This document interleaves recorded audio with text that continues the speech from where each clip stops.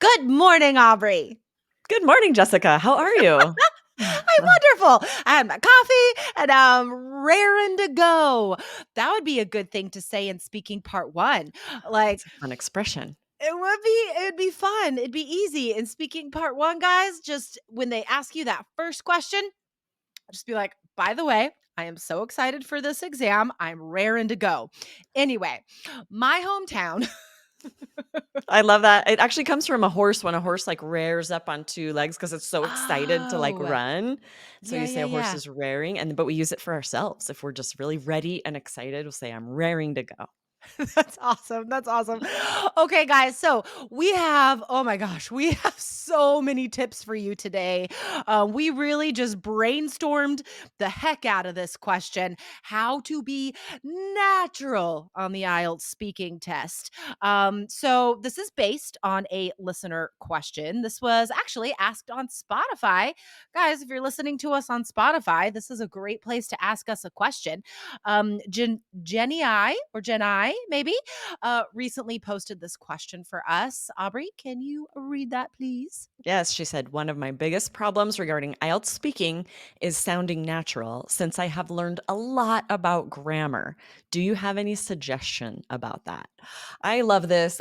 I'm really excited to dive into sort of the relationship between what we're focusing on when we're learning and whether that Hmm. helps us or keeps Yeah. us from sounding natural on test day. Totally. There are so many ways that we acquire language early on that are necessary and that do serve you early on in your language studies. But as you progress and get more advanced in your English, those old ways of learning stop helping you. You know what I mean? So you have to recognize that and think about that. We can't stick with that comfortable grammar worksheet, rote memorization way of learning that helped us in the beginning because it stops helping after a while. It actually hinders or stops your progress. Yes, I feel you, Jenny. When I was taking French in high school, this was me. I was studying so much grammar, but then I never really transitioned to where I could be pushing my other skills better. So I got to France, and I was so excited to be an exchange student, and I understood nothing. I couldn't communicate at all, and I'm like, if you want me to conjugate any verbs, I could do that, but I couldn't speak. It's so frustrating. 100%. That exact thing happened to me with Spanish. I got A's in high school Spanish. I moved to Spain when I was 18. Couldn't understand a word. Could understand, nor could I say anything. Right? I certainly would not have been able to pass the IELTS speaking exam at that point. It's like it's a whole different ballgame to be able to get to that level of fluency where you can comfortably speak on lots of different topics.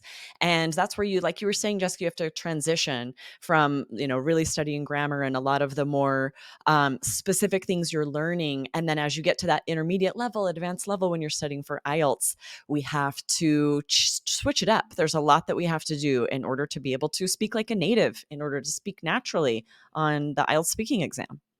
Exactly. So, we do have 7 tips for you guys today on how to sound more natural when you're speaking English on the exam and in life. But we want to remind you that this is the whole goal of All Ears English, right? IELTS Energy, this podcast, we are a sister podcast of All Ears English and the Business English podcast.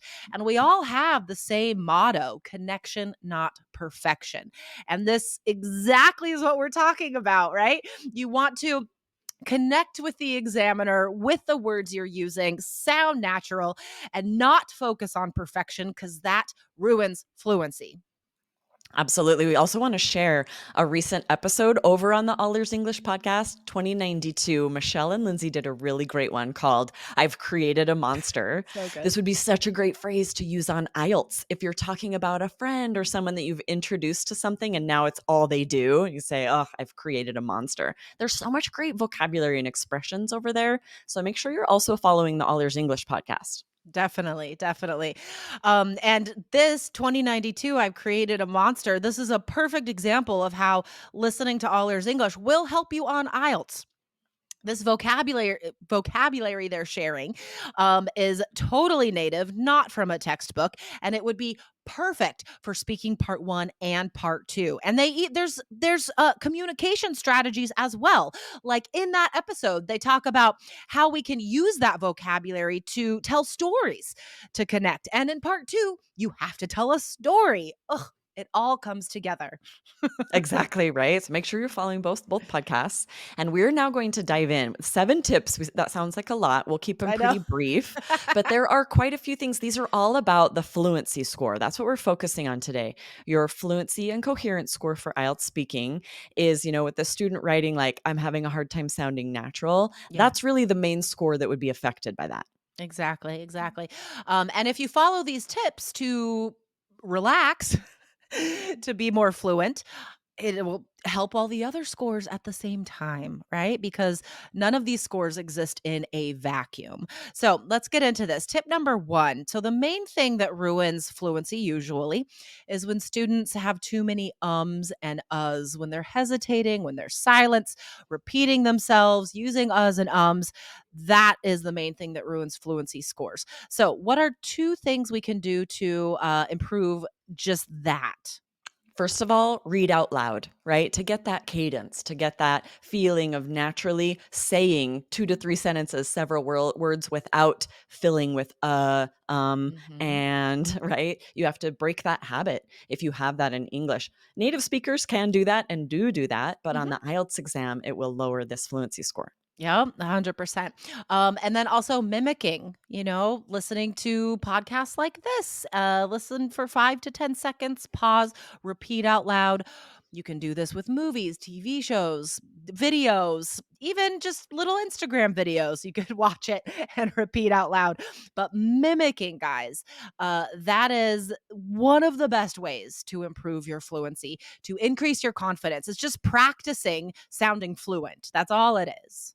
Exactly. Our second one is not focusing on grammar, especially, someone like Jenny who wrote this in. If you've studied a ton of grammar and you feel very confident with lots of different verb tenses, we've Mhm. talked about this in the past, but you may make the mistake students sometimes make of trying to force yourself to use more difficult verb tenses. Like you're trying to bring in, present perfect continuous when it's not the verb tense that's needed for what you're saying. You're Yeah, actually going to hurt your grammar scores and your fluency scores because there is yeah. always one correct verb tense. You can't like be creative and try to show your fancy grammar. You're going to end up saying it incorrectly. And Mhm. you also might be pulling from your fluency because you're not instead sharing really interesting details and showing how fluent you are. And yeah, and anytime a student is reaching for complicated grammar or verb tenses, or a student is reaching for vocabulary, we can tell, Aubrey and I can tell, examiners can tell because it does interrupt fluency because you're not focused on connecting, right? You're not focused on communicating. You're focused on this specific idiom and jamming it into your answer. You're focused on this specific complex structure and trying to jam it into your answer. So you hesitate or you pause while you're searching, and then you're saying it and you're kind of stuttering over it because it's not a natural part of what you're saying, like it's not real communication and it ruins fluency. Exactly, it can make your everything really disjointed. So Yeah. you want to totally avoid that. Yes, you need to learn grammar. Yes, this is it. But if we're too focused thinking about our grammar on test day, Mhm. then there's a lot for you to think about during the IELTS exam. Yeah. You want to sort of trust that you've got the grammar down for the most part and be thinking about sharing details, lots of details, not repeating yourself, sharing that great vocabulary. The students that we've had on the show and students in the course who have scored really well on speaking and talk to us afterwards, they never say like, "Oh, I thought about grammar a lot and I did well," or, Never, "Oh, I thought about vocabulary a lot and I did well." No, never. 0 never. That's a times good does that point. happen. They're always like, "Oh, I had fun. I enjoyed my speaking test." That's what they say. It's so true, right? I shared a story that actually was really fun for me to tell, and it was great. Yeah, that's so true, and they enjoy the speaking exam, they allow themselves to relax and just share interesting details, they get the highest scores. It's about connection. And in this case, communication, right? But it is connection through communication. So, our third tip, guys, is to slow down. I say this to students all the time. We get nervous, we speak too fast, we end up making mistakes, we end up repeating ourselves. We don't have time to think of interesting details and examples because we're speaking too fast. And the point is, speaking too fast does ruin fluency and it doesn't sound natural. If you Right. guys slow down, it sounds more natural. Case in point, I worked with a student recently and I was telling her to introduce part two in a specific way. Say how you feel about the card. And she did, but she said it so fast, I Mm. almost missed it. Like, it's not how a native speaker would say it. You know what I mean? So Yes. I'll give you a quick example. When you introduce part two, you can say something like, "Oh my gosh, it's so crazy that I got this topic about a movie because honestly, I legit just last night watched the best movie." And it's slow, there's rhythm, you know? If you say that too fast, it's not natural.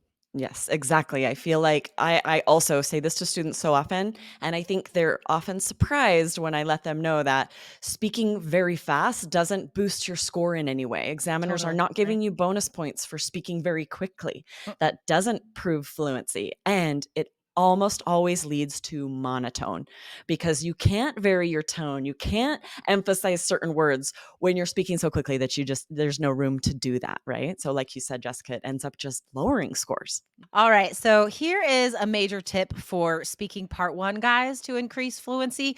Start your answers with informal fillers. Naturally, we don't go straight into an answer like right away. You know, we use informal fillers. So if the question is, what do you do in your free time? I'm not going to just all of a sudden say, I like to go to the gym and read books. I'm gonna say, "Oh, wow. I wish I had more free time. Right. What do I do? I go to the gym 3 days a week. I like watching movies. And it's October now, so I get to watch all the scary, gory stuff that I want. It's more natural to have a filler at the beginning. Absolutely, and you have to realize that you have to practice saying this. If you have a list of, like, 15 fillers that you could say on test day, even if you have them memorized, if you haven't practiced answering sample answers Good and point. using those fillers Yeah, when you get stuck or to begin your answer, it won't necessarily be very fluent and native just like that, to show that fluency with it. But if you practice them in advance, then you know them well enough that you don't have to think about them and you can actually think of like, how do I want to answer this question while you say your filler and you're buying yourself so much time. exactly, exactly. All right, so the next example is to use more personal examples in your answers. This is for part one and part three mostly. It gives context, right? It is fluent and natural to give details and examples about what you're saying. Think about just a normal daily conversation. If let's say you meet let's say there's a new coworker, right, that comes to your office and you want to get to know them, and you're like, hey, what do you do in your free time? And they're like, I read books. See ya. Like, what? No, we give context, we give details. And that's literally something you're graded on for fluency, right? Being able to expand on your ideas. So use personal examples. Give as many details as you can in speaking part one and three, Yes, I love that you're mentioning part 3 here because that's where students sometimes feel like, "Can I give personal examples? This is about right? urban crime." Absolutely. Whether you're saying that you don't experience crime in your city or you do, share about your personal experience. It's all very much related, and any details you can give are going to show your fluency. Vocabulary is going to naturally come out of it as you Yep. share those details. So, yes, share personal examples. That's such a good example because I could see a student getting a question about urban crime and saying, This I'm doesn't not affect too me. familiar with this topic and not having anything to say. But no, like, you're an adult, you live in a city, you have lived in many cities probably. Talk about crime where you've lived. Yeah. If it feels very safe and there's no crime, awesome, say that. That Hallelujah. totally answers the question. Perfect. Fantastic. Yeah. Give details. All right. So, next tip, guys, do not use pre-prepared answers, especially in speaking part one. You know that you're going to be asked about your hometown, your work, your school. Um, don't don't write down possible answers, memorize them, and then say them on the test. It's not natural, right? Remember, we're talking about how to sound natural, which is fluent, right? Same today. Examiners can tell if you have pre-prepared and memorized this answer. It's often something like describing your hometown, and a student will be like, my hometown has approximately 350,000 people that live inside its borders. Its neighboring cities are such and such and such and such. The diversity is noticeable as 35% of the population is from the Ukraine or whatever. Like, that's not real. Nobody talks like that. So, again, that does not sound natural or fluent. Yeah, you have to think about the examiner is looking for you to speak in a way that a native speaker would speak if they were asked this question. If a friend asked them, or if someone, right, in a normal conversation. Yeah. And so if you've memorized something ahead of time that has really impressive vocabulary, it's going to be extremely difficult to say that in a way that is native and natural the way you would actually speak to a friend. So Yeah. it's much better to like learn a few different idioms and some high scoring vocabulary that's very versatile that you could use on lots of different answers, and Hmm. be ready. Like you have this as like weapons for how to fit them into all these different questions. Spend time doing that instead of memorizing whole answers. Totally. I mean, it is way more useful just to try to answer 100 different questions out loud in a week. Every morning, answer 10 questions out loud or something. Different questions, not the same Mhm. ones, because you Mhm. need to develop your spontaneity, your confidence, your fluency. That's the goal, not like one perfect answer that won't help your score anyway. Exactly, All right? right.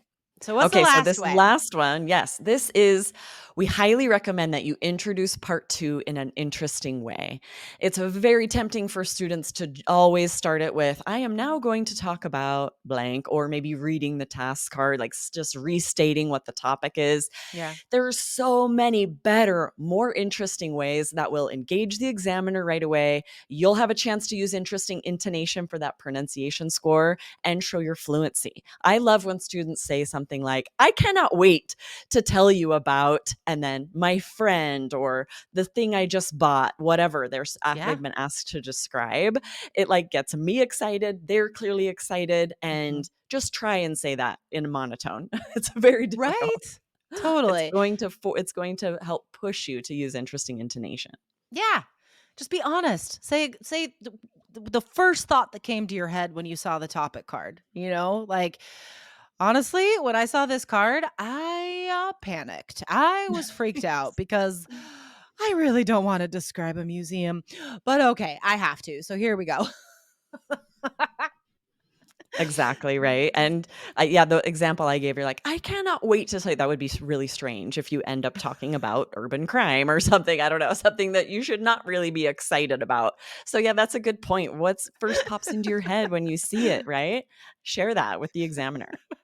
I can't wait to tell you about the time that my purse got stolen Cannot from me. wait to tell you about the time I was So mugged exciting. on the street. All right, guys. So leave us a question on Spotify, or you can email us support@allearsenglish.com. And maybe we will base a whole episode around your question. All right, guys. Absolutely. Thank you for listening, and we'll be back next week. Awesome. See you next time. Bye. Bye.